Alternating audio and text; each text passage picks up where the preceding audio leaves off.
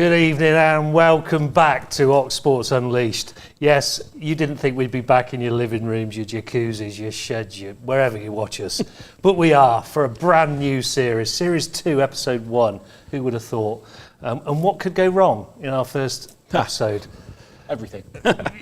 Yeah, technical issues possibly to start with, but we'll never know. But it's absolutely thrilling to be back with you to showcase some grassroots sport around our lovely county of Oxfordshire. So there's lots coming up in the new series, lots of exclusives as well, which is we're really proud of actually, and recently on our social media we've had a couple of exclusives as well, so yeah, stay tuned for all things Oxfordshire sports, because you never know which sport we will actually be showcasing any given week.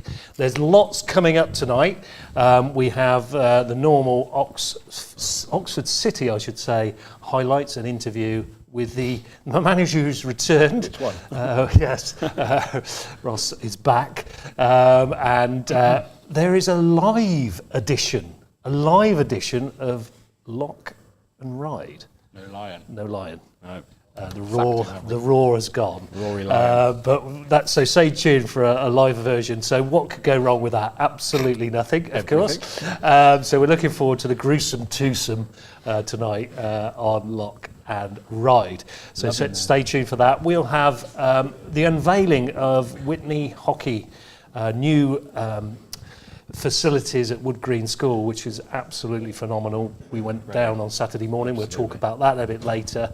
And there's the normal results service, and one or two things, you know, of people we've been following in Series 1, they are also in action this weekend. So we'll stay tuned for that to see whereabouts they are and how they're competing and how they've done so far. So lots to look forward to. My summer was a little bit curtailed by a partial knee replacement, so my cricket was curtailed. What about your summer? Yeah. How did it go? Well, my cricket was just normal, pretty rubbish. Yeah. Didn't play much, to be honest, only 6 or 7 games. And yeah, the thumb's better though, thumb's all working now, so that's all we good. might have a challenge KDog We then. might have some challenge KDogs to come. I love this new backdrop, by the way. Do you like it? Do you like our new backdrop Can we, viewers? I don't know if we... Oh, it's Point like that. It's that way. There you go. Oh, look at that. Yeah, that. New backdrop. Thanks you very go. much to everybody that got our new backdrop ready. It makes us look a little bit more professional. No, was it me. doesn't. Oh, was it you? Well, we're definitely not, though. Definitely not professional. And if you were following us during the summer, you would have realised that we kept drip feeding some sports news in during the summer. And last week, we had an exclusive, didn't we? Chris Allen signing for Witney Town. We're going to be following Witney Town a lot this season. Their first season back after 10 years. Their first home game coming up this weekend. And Chris Allen, at the age of 51, made his debut for Witney Town last week. So there's hope for you yet. There is maybe. So walking footballs could be the future. Absolutely. Right, on to that subject of football then. The Oxford City were relegated, as you know, from the National League last season. They've had a pretty poor start to the 2024-25 season. Sam Cox was sacked last Friday, but just before Oxford City's FA Cup third qualifying round tie. City were looking for a little bit of light at the end of what's been a pretty dark tunnel so far, as they played Gosport Borough from the Southern League in the third qualifying round. 2 rounds, of course, from the first round proper. And here are the highlights from Court Place Farm, followed by an interview with the new manager. Who was the old manager, Ross Jenkins.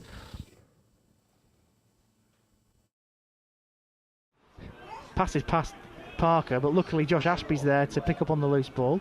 Gosport back defending their area now. They've got a good defensive shape, but City have played through them, and Ashby's in here. Ashby, cross across the box, and it's 1-0, as simple as that. Brilliant ball across the box from Josh Ashby, and Alfie Potter nipped into the 6-yard box. The Gosport Borough defence just fell asleep, and Alfie Potter had the simplest of finishes to put Oxford City 1-0 up here at Court Place Farm. Cameron Murray, who's starting to see a little bit more of the ball for Gosport in this second half. The small but mighty midfielder, and Woods burst through on goal. Chance here for Gosport, and it's in! Coyle can't clear the ball off the line. Did that cross the line before Coyle could clear it? Who knows, but it's gone. Whatever happens, it's a goal for Gosport. Yeah, I do agree, 2 brilliant saves, but I think there's a chance here. And Gosport are in again. What a goal! Dan Wooden, the captain, has given Gosport the lead with a brilliant finish with his left foot. The ball dropped inside the box and he's hit a shot across goal to Kavanagh, the right back. Plays it onto the edge where Ashby's waiting. He does the same, but his pass can't find McEachran. And there could be an opportunity here for Gosport again. Wootton again, and it's going to be in again. And Gosport are 3-1 up.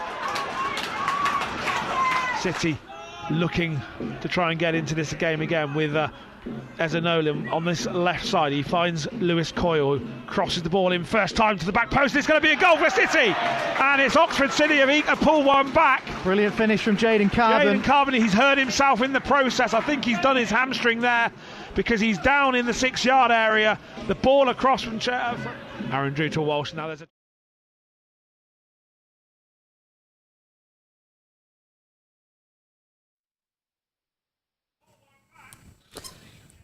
Yes, good evening everybody, and welcome to Lyon and Ryde. Patrick Lock and myself are here in the flesh this evening, and Paul Lyon will be joining us in a moment or two via a Zoom interview I did earlier on, as we have a brief reflection back on how our local sides have been coping with their various ups and downs, relegations, promotions, and we've already seen that Oxford City have been struggling as they've new life back in the National League North. In contrast to Oxford United, who've been pretty well in the Championship, unbeaten at home so far. And last Saturday back to point off of Burnley in a 0-0 draw at the Sam Stadium. That followed up by a 2-2 draw away at Luton, having scrapped hard from 2-0 down. So a fantastic result from them. So Patrick, it's good to be back here at Oxford Downs, isn't it? Yeah. It's only feels like last week, really, doesn't it? We were last here, but yeah. It's been nice 6 months off, isn't it? And a rare edition of a live Lock and Ryde, I guess we're having to call it this week. Indeed, that's right. Well, Paul is here though. So early in the season though, already you can see that Banbury United, Dig Cotton Tame aren't doing too badly, but City, we've heard already, are struggling, and Northley and Killington are also struggling as well. So Patrick, why don't you take us through the week's results in a minute or so. But first of all, we're going to look at a fantastic new club, Witney Town. We heard that trail at the beginning from Kieren Bushnell. And I caught up with Paul Lyon earlier on today to find out a little bit more about their recent results and some good new signings. Paul, Witney Town Football Club revives. Bit of a shaky start, but they are starting to put some results together, aren't they? Yes, I think the season started too early for us, Colin. Most of our players are teenagers. A lot of them are still at school, and the season started in end of August, and we had loads of players away, and we got absolutely smashed 4-0 at Chinnor. Not Chinnor. Who was we playing at? Oakley, first game. And Oakley were a good team. They've won every game they've played this season so far, and it was a really tough start for us to play that game with half the team away. So we had a bit of a scratch team out, and we got smashed 4-0. I say smashed 4-0. They probably had 4 chances and scored them all, and we didn't take ours. One of those type of games. And so it was a bit of a nightmare start. Welcome back to football after Witney Town having 10 years out. But the following week we got it together. The players came back, and in the second week we beat Summertown 3-1. And then the next game we beat Oxford Irish 8-1, and then last week we beat Chinnor 3-2. So we've won 3 out of 4 games. We're joint top of the league. It's only the Oxfordshire Senior League, but it's a place for us to start. Good place for us to start as well, because the standard of the Oxford Senior League now is much better than it ever was. So our young lads have certainly had a baptism of fire playing men's football, and it's a good job we've got a bit of experience in there, Colin. Going to talk about that because you've taken a leaf out of Tame United's book. Tame United, of course, have got 46-year-old Jefferson Louis. I've seen him playing up front for 90 minutes, scoring a goal. I've seen him playing in defence as well. But you've gone 3 times better, haven't you, with a couple of very good senior pros, Paul? Yeah, so our manager, Ben Reardon's got a lot of experience at the non-league football level, playing at Northley and places like that. And Ben's got some good contacts in football. And the first person we got signed was Andy Gunn, ex-Oxford United defender. I think Andy's 36 now, massive experience, and still knows how to play football even at 36. Next player we brought in was Andy Caton, Tommy Caton's son, ex-Swindon Town player, Andy. He's late 30s as well now, but he's playing in the midfield. And we've also signed Chrissy Allen, ex-Oxford United and Notts Forest player, and everybody around Oxfordshire will know Chris. What's amazing is with Chris is his son is playing up front for us, and Chris is playing as well. So you've got father and son playing in the same team. You've got Chris Allen at 51 years old now, still playing football and still one of the fittest players on the field. I've seen that with Jefferson Louis. He still looks fit and sort of rolls back the years whenever I see him play for Tame United. Right, so far you've played all your games away, Paul, while you've been getting your home ground sorted out. So remind people where the home ground is and when the debut date for the first home Witney Town fixture is going to be. Yeah, we delayed the first home game because the changing rooms were getting repaired. There was a water leak there last year, so we had to get the changing rooms repaired. So we're playing at Witney ATP, the artificial pitch in Witney, which is in Gordon Close, off of Station Lane in Witney, behind the McDonald's for anyone who knows Witney. Yeah, we're playing there this Saturday, 2:00.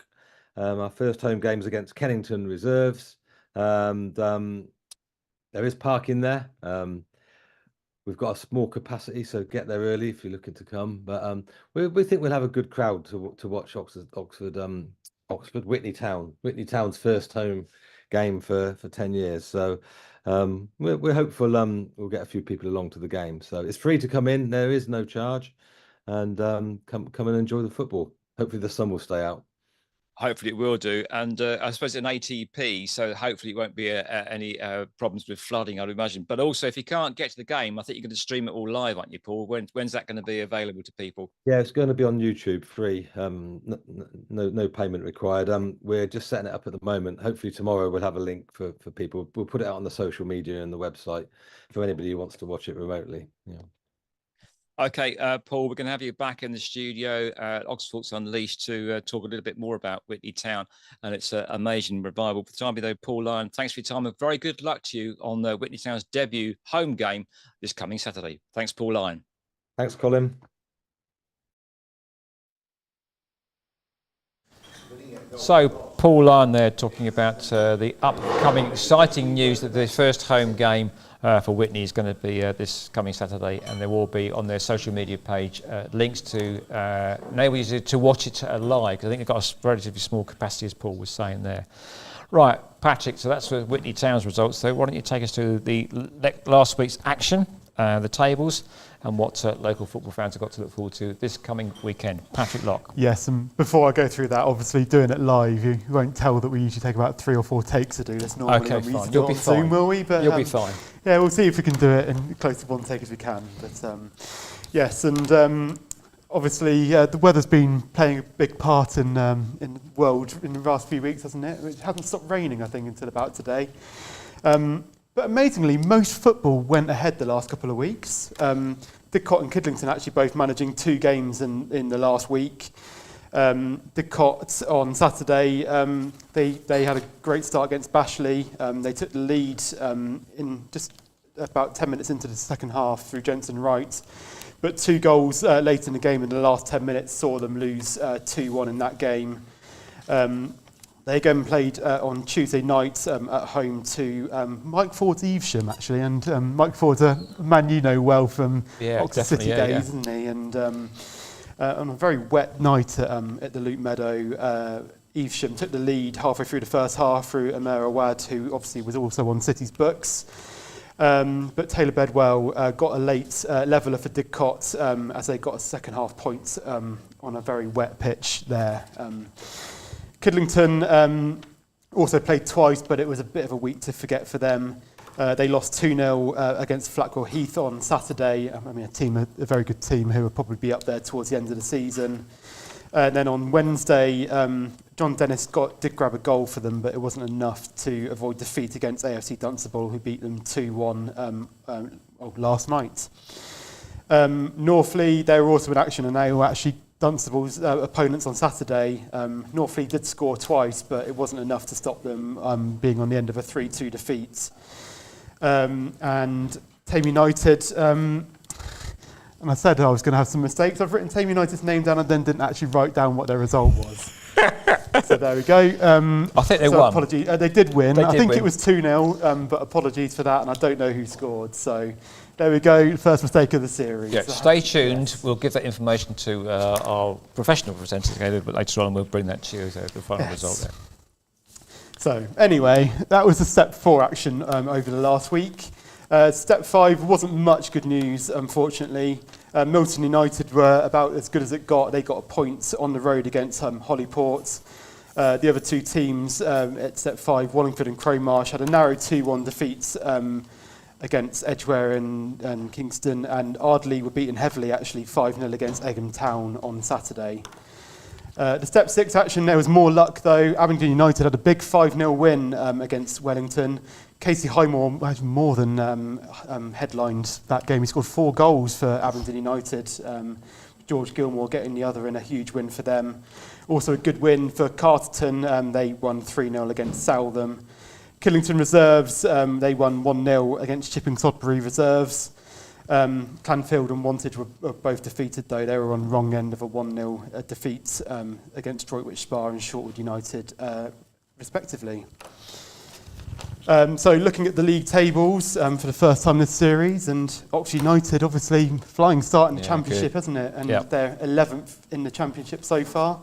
Although it's early in the season, I did see a tweet saying that they're only still 4 points behind 21st or something. It's a tight league so far, the championship, isn't it? I think the good thing is they're doing this without their talisman midfielder Cameron Brannigan. So go back about 12 months ago, if they'd lost Cameron Brannigan from midfield, they would have been in real trouble. But they are doing well, touch wood as they stand, Patrick. Yes, and I mean I'm not a big Oxford United fan, as you know, but I mean nothing against them, of course, but I mean I imagine if you were offered 11th place at this point in the season, you'd have definitely taken that at the start of the season, wouldn't you? They are playing well there, and they've got strength and depth in the squad as well. Yeah, a very good home record so far, isn't it? Unbeaten. Yes, and not so good for Oxford City though, as we've already heard. They're 23rd in the National League North after a very indifferent start really, and only just the one win in the National League North against Needham Market to show. Banbury United, they're 11th in the Southern League Premier Central. In the Southern League Division 1 Central, Tame had a good start there, sit 8th, at Kidlington and Northley at the other end. Kidlington 19th and Northley at bottom at the moment. Didcot, they're in the Southern League Division 1 South. They've had a decent start as well. They're 8th currently in that division. So quickly looking what's coming up this week.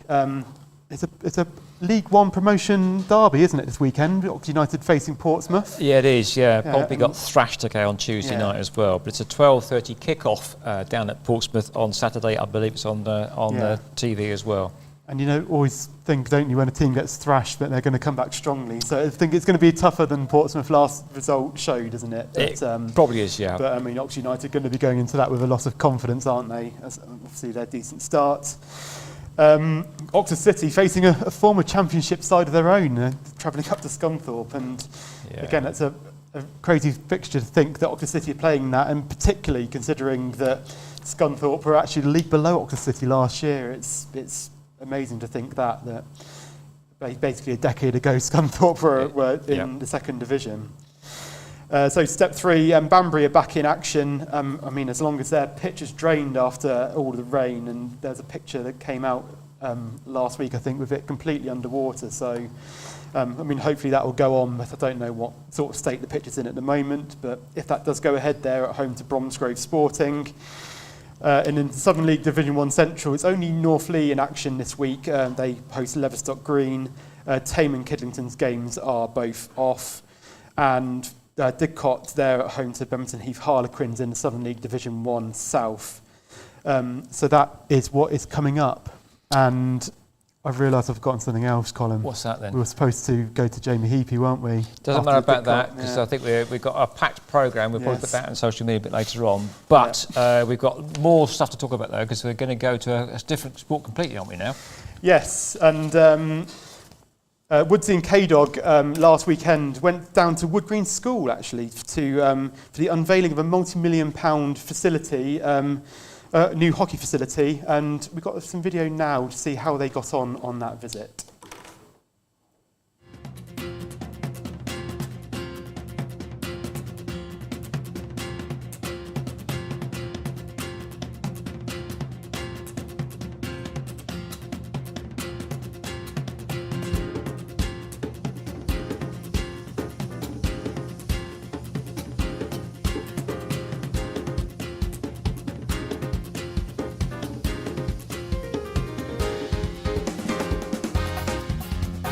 So Wood Green's Astro pitch, the old one, was 20 years old, and it was in desperate need of being resurfaced. The hockey club approached us, and we had a good look at our finances to ensure that we could carry out the project. It's been a fantastic effort from everybody, great collaboration through from England Hockey to Not Sport and Add Some Sport and Leisure, who are our contractors, and also from the club itself. Liam Frost, the chairman, has been a really big part of this, and we'd like to thank them for all of their support and patience as we kind of brought this through approval through to the build phase. We've got grand plans for where we go beyond this. This is a huge part of that, but certainly where we want to go to with a brand new pitch, a quite revolutionary pitch in terms of sort of a first of a kind. That's so exciting to kind of be in that position. So yeah, I don't think I need to add much more to that. I think we need to get these on and play hockey. So thank you all for coming down, hugely appreciated, and yeah, let's play hockey.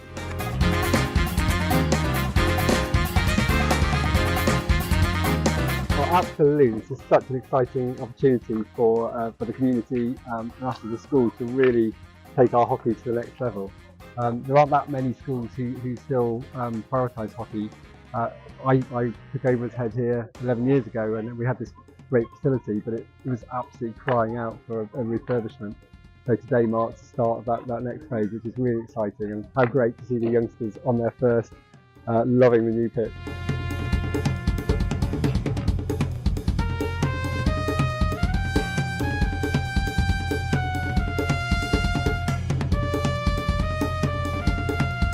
And one of the reasons I joined the club is the improving facilities here. The previous pitch was okay, but it was starting to degrade and become old. And the new pitch we've got is really fantastic. It's a first-class facility. A little bit slower today than normal, but it's literally only been finished as of yesterday, I think. So it's a bit of bedding in, there's a bit of surface sand that will settle through. But it's got, yeah, the foundations to be a really good pitch.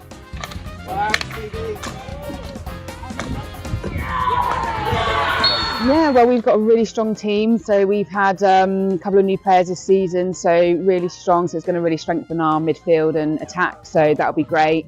And obviously, as you can probably see behind me, the brand new pitch that we've got here at Witney.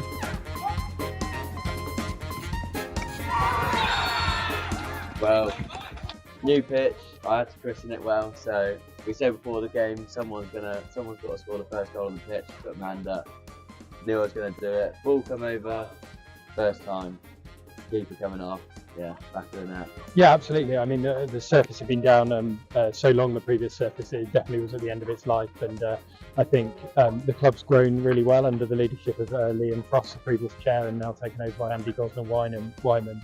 And with the support of the school, it's just brilliant to see the growth of the junior section. I've got 3 children involved in it today, which is just brilliant. And I know there are hundreds of kids who take part, as well as I think they're up to 9 adult teams and 2 veterans teams now. So it's a good sized club.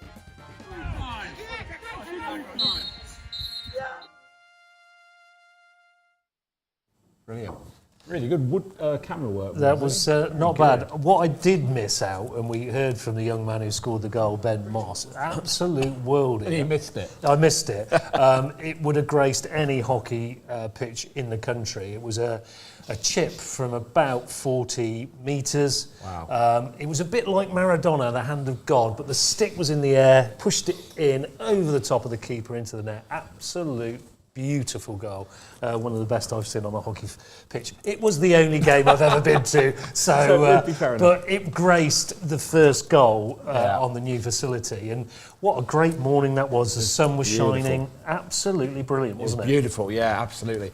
It would be remiss, wouldn't it, not to mention that screamer from Ollie Veal, the Abingdon player as well.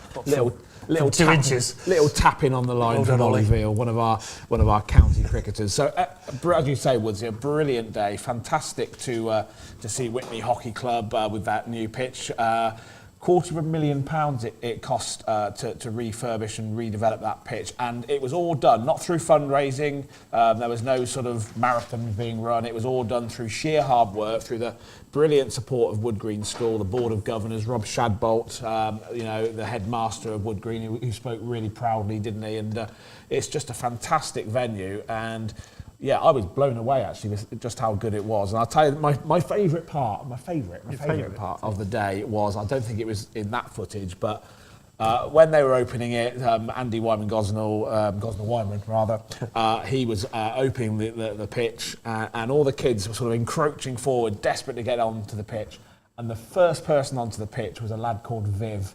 Huge smile on his face, never ever played hockey in his life. And I spoke to him afterwards and I said, did you enjoy it? And he said, yeah, absolutely. And I think he's asking his dad for a hockey stick as we speak, and that's what it's all about, isn't it? It's not just, the team's first, second, thirds and all the seniors. The lifeblood of any sport, any grassroots sport, is the juniors. And there were so many kids there, weren't there, as well? And it was terrific to see, it really was. It's good to see Rich Beer there from England Hockey as well. Obviously, somebody who resides in Witney, so a local connection, but great to have his input and nice to get an interview with the head of England Hockey. It really was.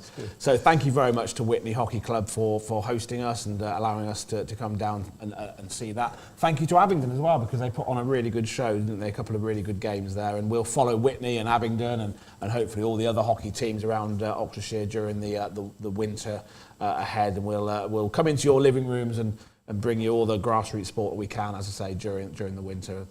And looking forward to it. There are some more interviews from that game from Abingdon, and we will have those for you next week. Just little teasers. If you're watching from Abingdon Hockey and you felt that you didn't get much to say there, don't worry. It will be on the cards for next week's. The funny thing was when Jack and Ollie Veal thought we were there to do live commentary, I thought that was quite sweet, but no, sorry Jack, we weren't. I know Jack will be watching because he subscribed last week because you bullied him. I did, and that was quite good. He's liked a few photos as well, so if you're watching, Jack, welcome. Get all your mates to subscribe. I think at this point it's a good time to say, if you want to send us any clips, is there anything funny that's happened in your sporting arena over the last 7 days? Please send it to our email address at oxsportsunleashed@gmail.com. That's oxsportsunleashed@gmail.com. Well remembered. So that's cool. Just going on for Witney Hockey, the results will now be coming your way on the screen, and I will go through those once I can see them on my screen in front of me. I will. Producer. I will wait with bated breath. There we go. So there we go. The ladies' results are on there. The first lost 2-0 to Swansea. The seconds drew 1 each, with our very own Kim Fowler scoring in the dying moments. I think it was the last touch to bring that to 1-1. The threes had an emphatic win at Bicester, winning 6-0. And a 0-0 draw for the fourths against Tame, and the fifths run out 3-1 winners to Leighton Buzzard. So well done to the Witney ladies for that weekend. Some good results. Many 0-0 draws. Not many 0-0. But it was still entertaining, though, I'm sure. It was quite interesting because a lot of people said there was a tweet on the new facility, and it looked like there was snow on the ground. Yeah, it did look a bit like that. But it's all weather, so if it does snow, they can just sweep it off and carry on. It is all weather, so it should be all right. What I also want to do here is show a slide with all the details of Witney junior hockey and when you can go along and, if you're looking to play hockey at the junior level, there is the junior training schedule. So it's Monday for under 14 boys and girls. I think that's years 8 and 9, isn't it? And from 7:30 to 9 o'clock, that's under 16 boys and girls. That's year 10 and 11. And then Tuesday, the younger ones are there, as you can see, from 6 till 7. And the under 10s, boys and girls, year 4 and 5, from 7 till 8.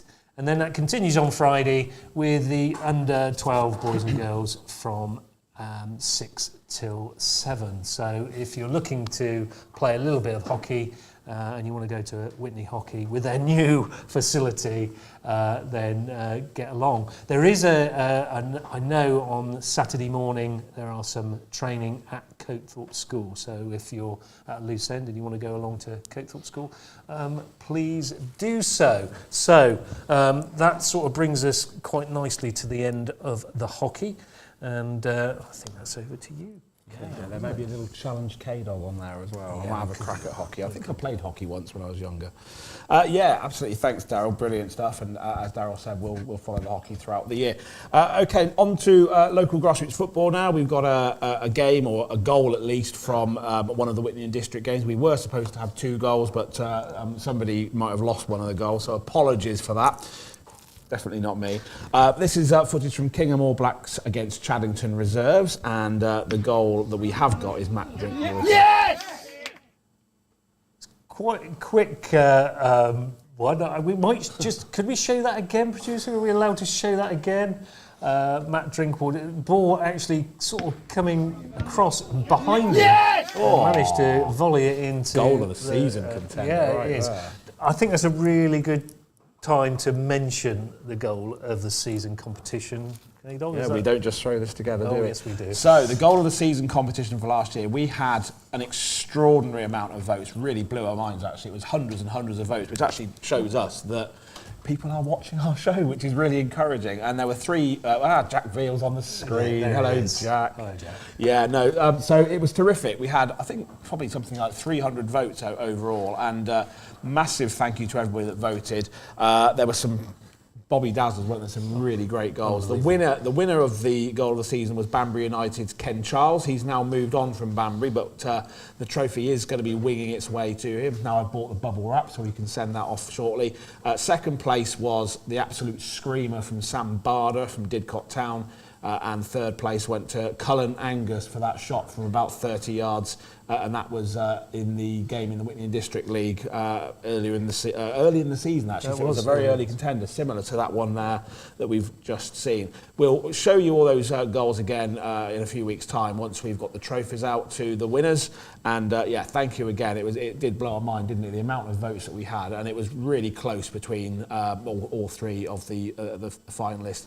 And also some of the other goals that were in there. The Kenzie Isaac volley for Oxford City was incredible. It really was.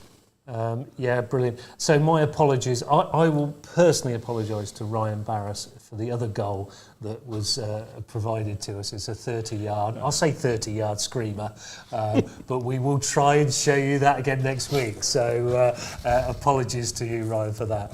It's going to come up on the screen in a minute, but Jack Veals just said he would love to see me with a hockey stick. Well, Jack, I think we all would. It would be very funny. So, I think that takes us on to the person that we had in to live interview last series, a chap called the Brad Axe, a boxer, professional boxer, making his debut, the Axeman. I am a member of the Axe Gang, which is brilliant, and I love that. But he's in Texas this weekend. What, the home store? Or not the home store. The state, no, he is in America.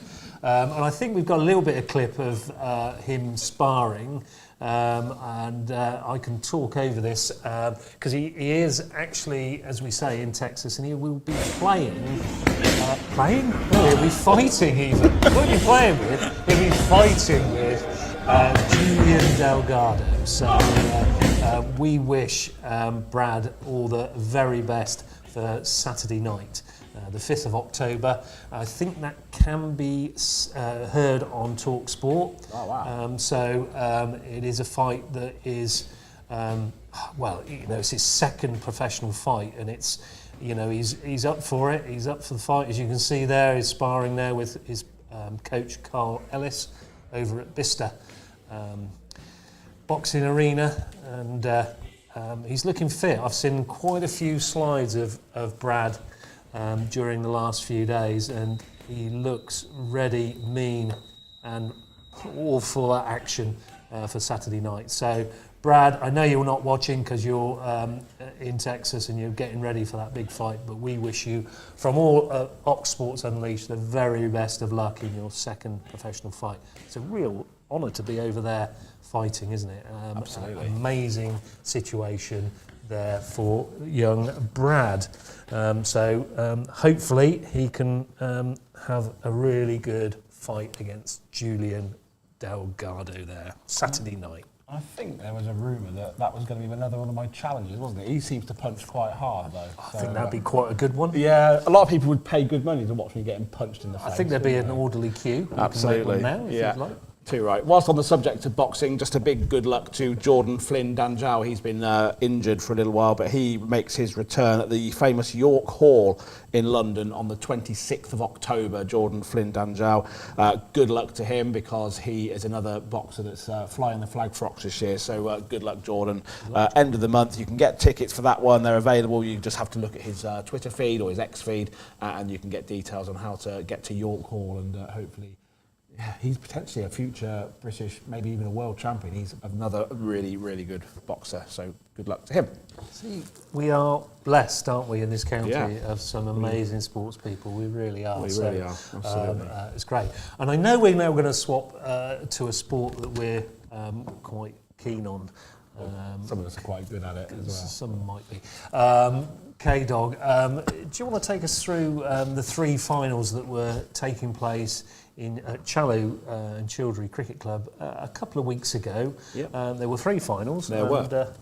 Yeah, absolutely. Quite entertaining. Yeah, really good. 3 finals hosted this year by Challow and Childry Cricket Club. We had the Wilf Bennett Trophy in the morning, and that was Charlbury playing Oxenford. Both sides never made the final before, so it was a brilliant occasion for them with all the pyrotechnics. And then the Oxford Romans ladies beat Morton Mavericks. Put your fingers in your ears, in 100 competition. But it was a brilliant game, actually, and the Oxford Romans, Jenny Porter, leading her side to an inaugural victory, the very first Oxfordshire 100 competition final. It was a terrific game. And then in the descending gloom and the rain, and it was very cold by the end of the day, Horsepath beat a small club called Oxford Downs quite comfortably, very comfortably, I have to say, sorry.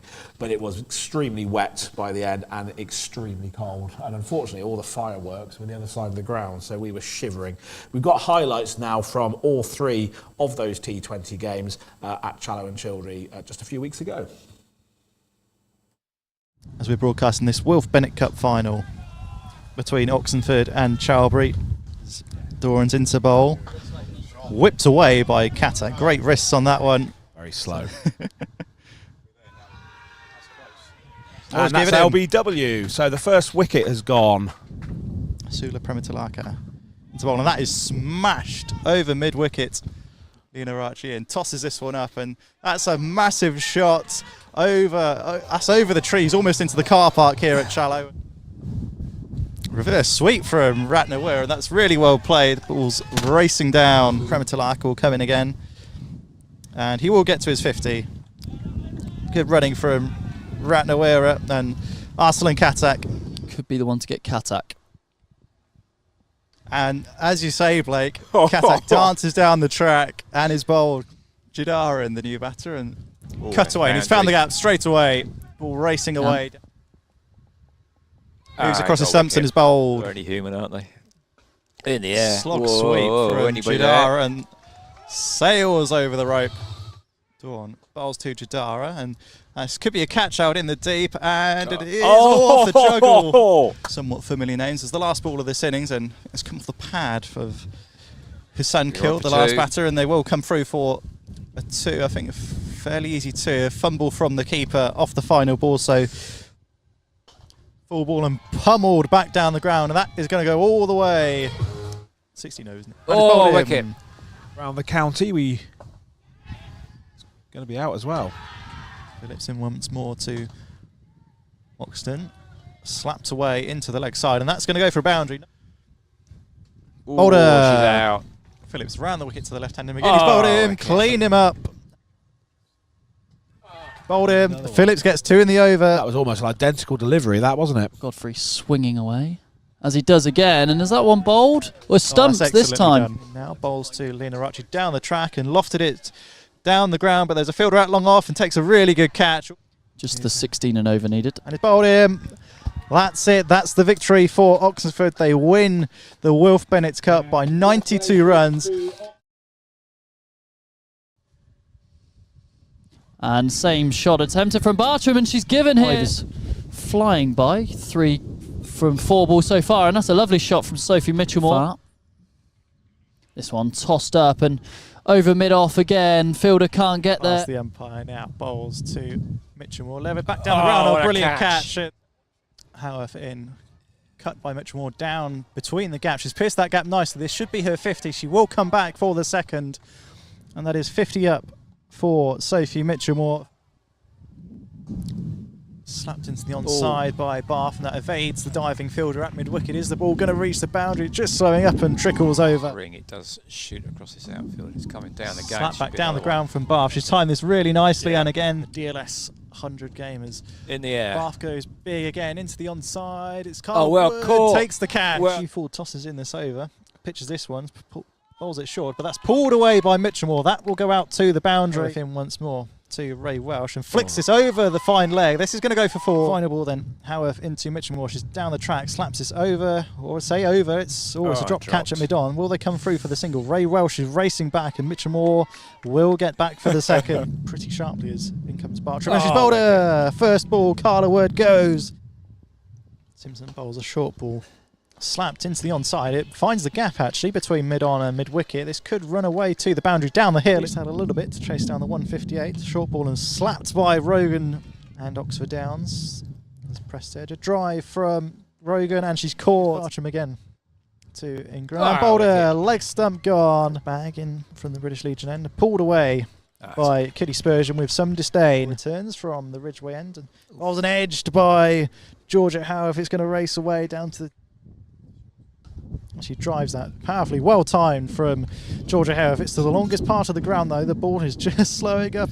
Bartram bowls to Spurgeon. Looks for the sweep. Appeal for LBW and she's given. Six innings here. She's 23 off 20. Slightly shorter and she's bowled her, as I say that. Still looking for that rain that he promised us. There's some driven off the back foot, straight to mid-off. And she bowls again, really flighted and playing a miss. And a caught behind, actually, it's the bottom edge to go in this women's 100 final. Georgia Prestage is in, bowls and... In the air. Harding swings at this and it will be a catch to finish it.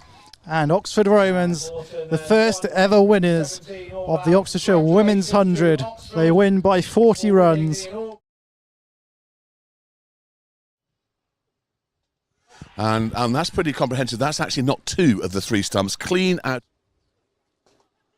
Yeah, that's a big hit. That's gone over the top, and that's going to be 1 and 2 bounces for 4. Yep, that's 4. It's beautifully struck. We're very used to nice green tracks. That's probably gone for 6, isn't it? Yep, that's 6. That's gone over. That's like a golf shot, and it's gone miles. That's gone straight through him.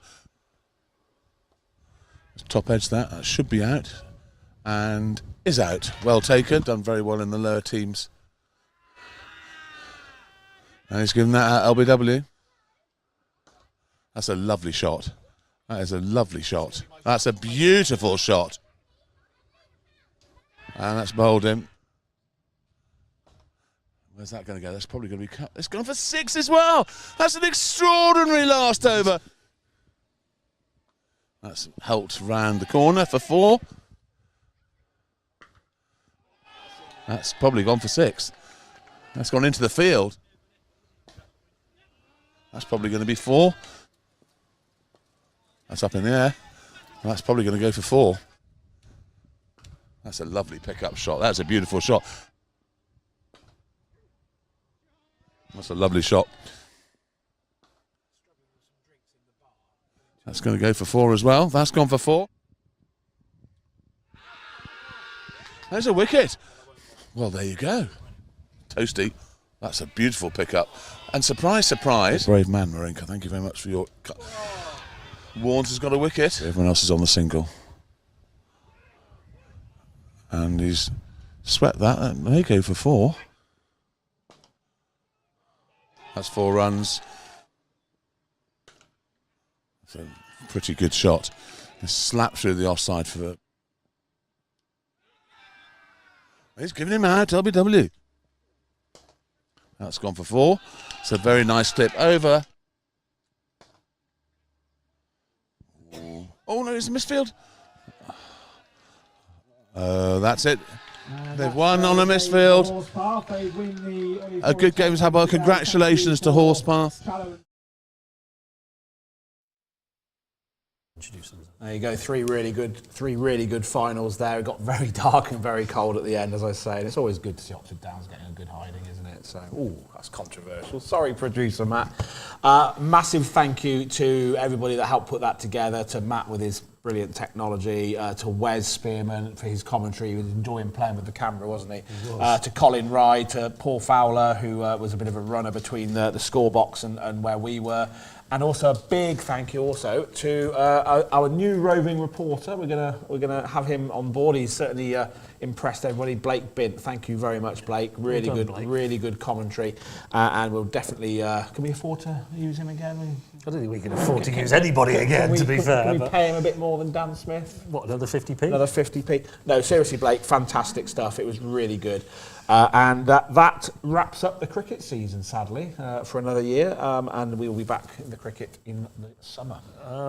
You say that. We've got an exclusive next week. Not next week, actually. Probably in 2 weeks' time. We've got an exclusive interview with a certain brother and sister team that are playing now at Northampton. So stay tuned for that, because that will be worth watching. It's a really entertaining interview. So on there. Absolutely. No, looking forward to that as well. We've said earlier, Darryl's mentioned it a few times, just how blessed we actually are in Oxfordshire with sporting prowess across the county in all sorts of different sports. None more so. We followed them last year all the way through to the National League One title, Chinnor RFC, who incredibly have reached Tier 2, the second step of English rugby into the Championship. They had a great start to the season. 2 weeks ago, they beat Cambridge in their opening Championship game of the season. This weekend, they're at home, their first home game, and that's against Coldie up at Kingsley Road. Last Saturday, they travelled over to Bedfordshire to take on Ampthill. It was a cracking game of rugby, and we've got a few highlights for you here.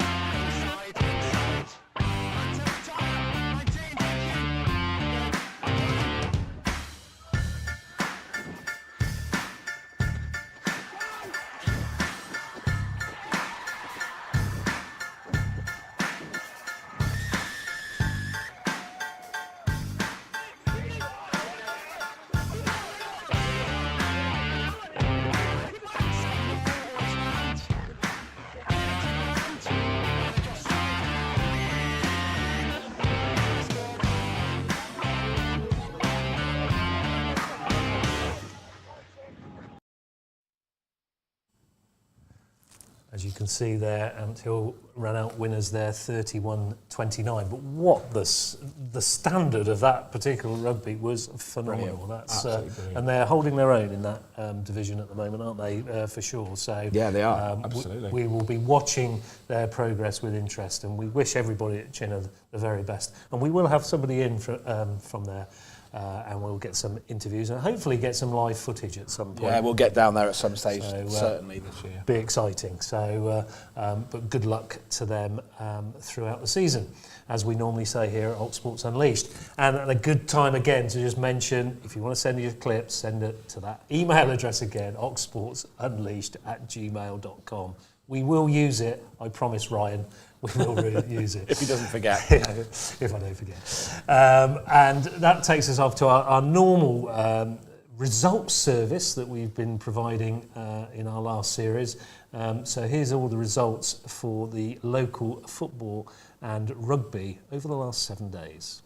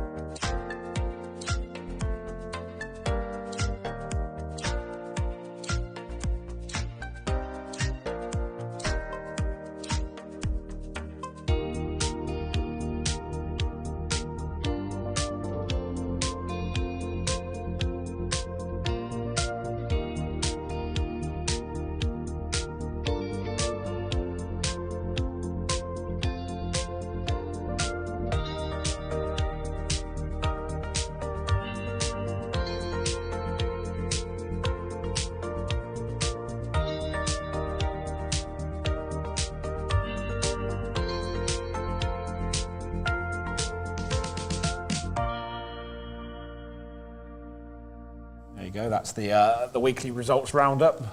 It's every result that we could find in the football and the rugby. I am determined to find out at some point this season where Frosham and Yattenden are, and maybe get their manager to come in to say hello to us, because I see that every week and I've always wondered where Frosham and Yattenden play. Quick mention as well, because John Finch would tell us off if we didn't. Quins in there, they got promoted last year as well, of course. Oxford Harlequins up to National League 2 East. Bit of an Oxfordshire derby at the weekend. Another really good game, 19-all against the Henley Hawks. So well done to Quins. That's a really good result against Henley Hawks.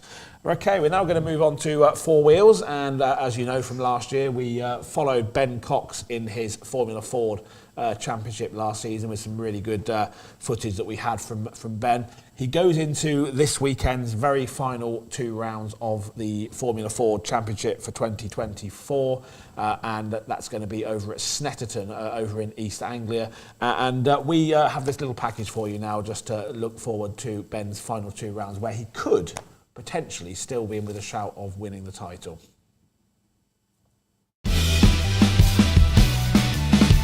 The final round of United Formula Ford comes to Snetterton this weekend, with Banbury racer Ben Cox in with a chance of taking the title. Ben currently sits in 4th place in the Drivers' Championship, just 7 points behind 3rd place Charlie Mann. and with 60 points up for grabs across the 2 races, Ben could potentially make up the 56-point gap to current leader Morgan Quinn. Last time out in mid-September at Brands Hatch, Ben finished in 7th place in race 1 and 7th again in race 2, take him up to 116 points with 2 rounds to go. Snetterton is one of the fastest tracks on the calendar, with 2 long straights and a fast, swooping right-hand bend to complete the lap. Everyone from Oxsports Unleashed wishes Ben the very best as he aims to step onto the podium in the final races of the season. Back to Woodsy and KDog in the studio.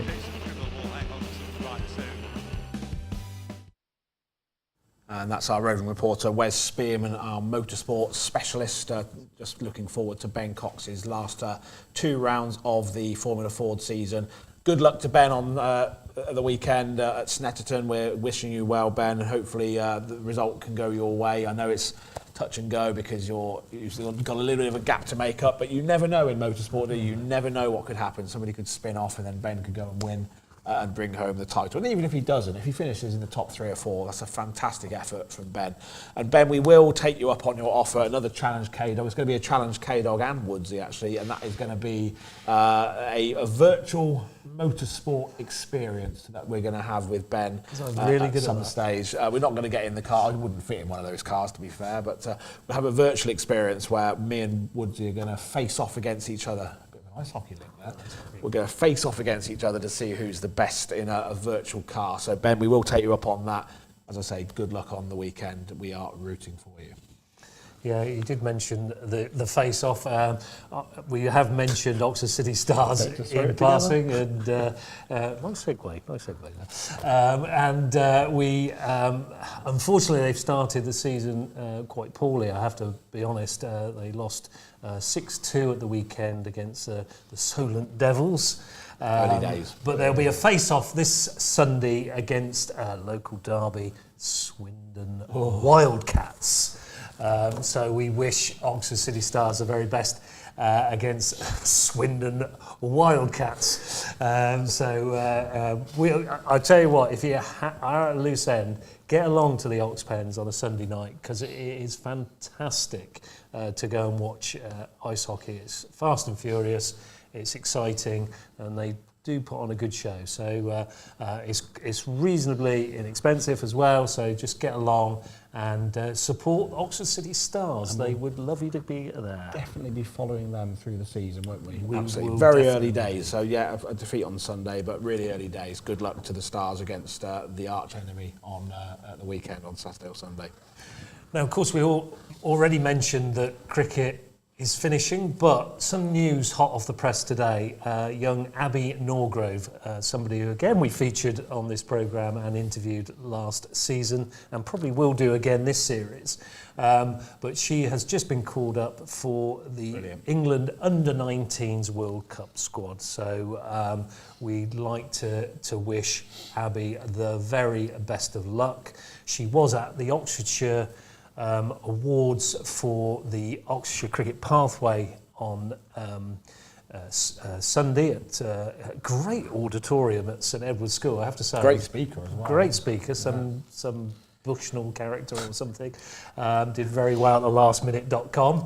But what a great event it was. Absolutely. The Laurence Olivier Lecture Theatre. I never thought I would be standing up there doing that, but it was terrific, and thank you very much to St Edward's School actually for that. You've got to say that because it was great to host us. So many awards given out, and as you've said so many times during this show, Darryl, what a plethora of sports stars we actually have got in this fine county of ours. We're a small county, but goodness me, we always say we're going to struggle to reach an hour. We always go over an hour because there's just so much sport that is successful in this county. So yeah, exciting. We've done pretty well tonight. We did promise ourselves that we wouldn't go more than an hour in this series, and I think we've just peaked just over.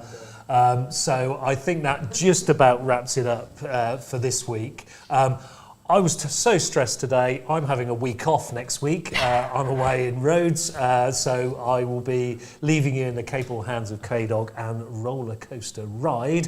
The professionals are back. The professionals are back. Yeah, so this here novice can go and sun himself for a little while, hopefully with a nice tan, probably orange as I come back. You won't get much with tan because your nose will... probably shade it off a little bit. But thank you for watching on this Thursday night. So do join us again next week. The week that baseball is trying to get a facelift, trying to be a little bit more sexy in America, apparently. But the world's least popular sport is ferret legging. I will leave you with that. Please join those guys next week, where we will unleash some more Ox sports. It's good night from me. See ya.